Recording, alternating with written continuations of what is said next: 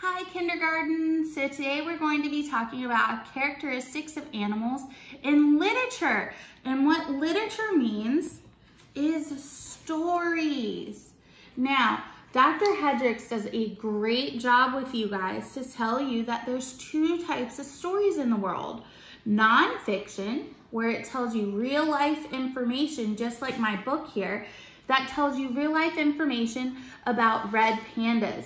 And they give you facts about red pandas. And for example, they live in forests high in the mountains and spend most of their life in trees. That's a true fact about red pandas. That means this is a nonfiction book. And as I flip through it, you'll see that most of the pictures are actually real pictures. They're not drawings that somebody made.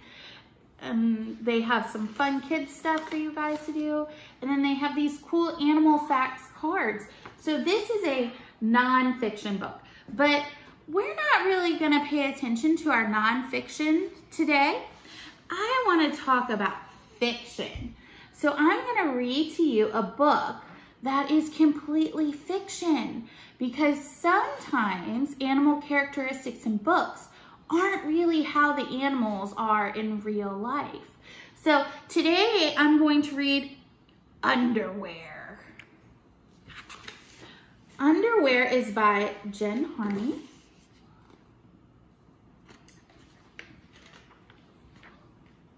And it was made for Roy and Peg. Bear, bear.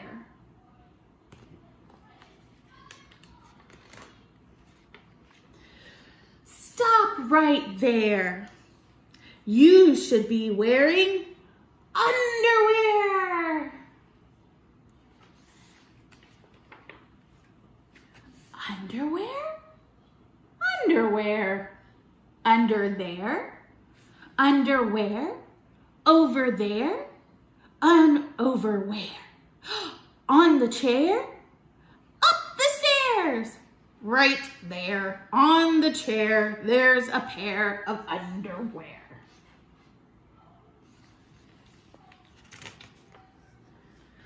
White pair, tight pair, big tear, here's a spare.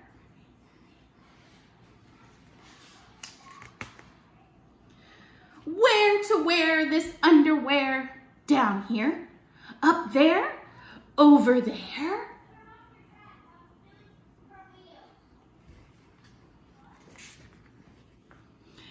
Or everywhere.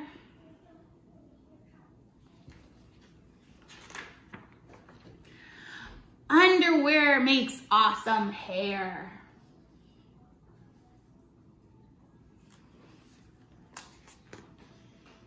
Hey, look there, it's Super Bear and goggle wearing Aqua Bear. What the heck's going on in there?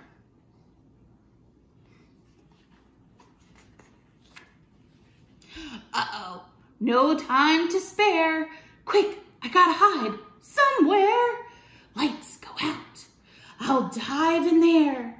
Beware, Big Bear, here comes.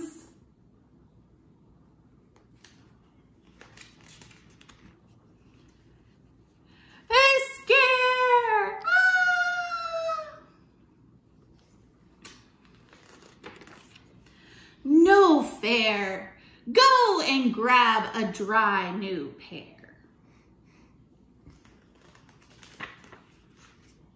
Underwear?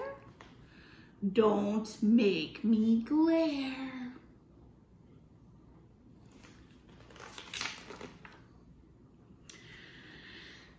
Jimmy Bear, let's read in the chair. Tired there, yawning bear? Well, time for bed, I do declare. Tiptoe, tiptoe, tiptoe, tiptoe. Sleep tight, sweet bear, snugly tucked in under there.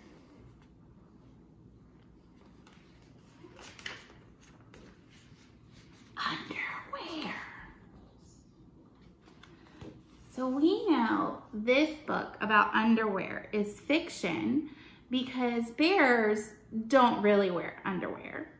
And they don't take baths in bathtubs, and they don't sit in chairs to read stories, and they don't talk. What bears do in real life is they hunt and find fish and they hibernate. Now, one thing is that sometimes authors use plants as well, like Jack and the Beanstalk. We know plants in real life have petals and we know they have leaves, but plants in real life don't have sunglasses and they don't smile and they don't dance in the sunlight and they don't grow all the way to the sky like in Jack and the Beanstalk. Now, we know animals in real life, like this squirrel, hunt for food, but they're not so tiny that the nut is way bigger than them. That's not real life. And we know that we have mice in real life that have ears and a nose and a tail, but they don't have wheels when they walk around in real life. And we know that we have bears in real life, but they're not pink and dressed up for a tea party in real life. So let's talk about some real life animals. We do really have an animal. This is called an armadillo. And he really does look like this. He has a hard shell that protects him. And he has claws on his feet and a long tail because that is how he survives. He's able to dig to get his grubs and things, and his hard shell helps keep him from predators. Predators are animals that want to try to eat him. So that's a real life animal. And we have real life animals like cats. They have fur and they say meow, and they might catch mice. They could be a predator themselves and go and catch some mice. But they don't have pink fur and they can't fly. They walk on the ground. So we do have real animals like cats. And we do have real animals like flamingos, which are a bird, and they have feathers and they can fly with their wings.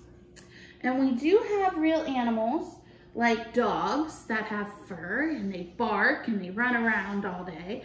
But none of these animals in real life talk. They meow or they bark, but they don't talk. If an animal talks, we know that story is fiction.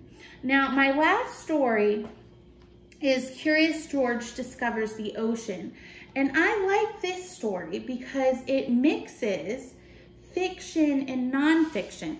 And we're going to talk about that as we read this story real quick, because I want you guys to see the difference. Now, I am not going to read the whole Curious George story because this one's a special one that's a little bit longer.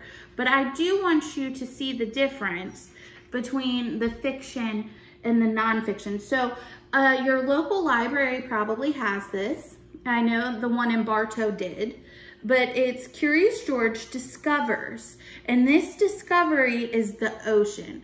There's a whole bunch of Curious George Discovers books. You can get The Hospital.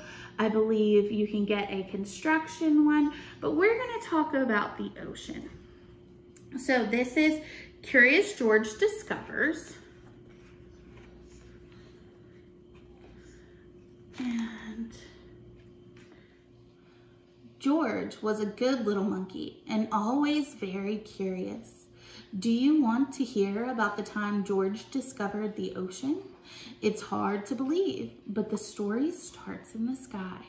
Now, I'm not going to continue our story because, like I said, it's a great story to get from the library, but we are going to talk about it a little bit because this is a great page to stop on. Do monkeys really wear scuba diving outfits? No. Do monkeys really go deep sea diving in the ocean?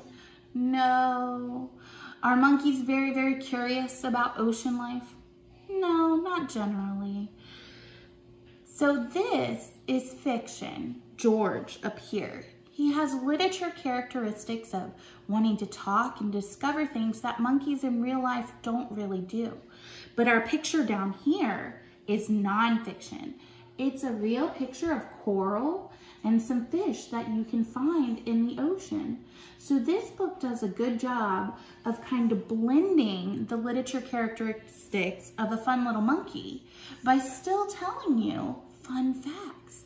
Again, this is a really fun book you can check out, but we have books that kind of do fiction and nonfiction together. We have books that are just nonfiction, like underwear. And we have books that are fiction, like underwear, because bears don't wear underwear. And we have books that are just nonfiction, like our facts books about red pandas. So today, I want you to look around and see if you can find a book that has animal characteristics you wouldn't normally see in animal, like driving a car or watching TV. And then after you do that, I want you to hop on over and take my quiz on animal characteristics in literature and see how well you do, because I know you guys are going to do a great job. Bye, kindergarten.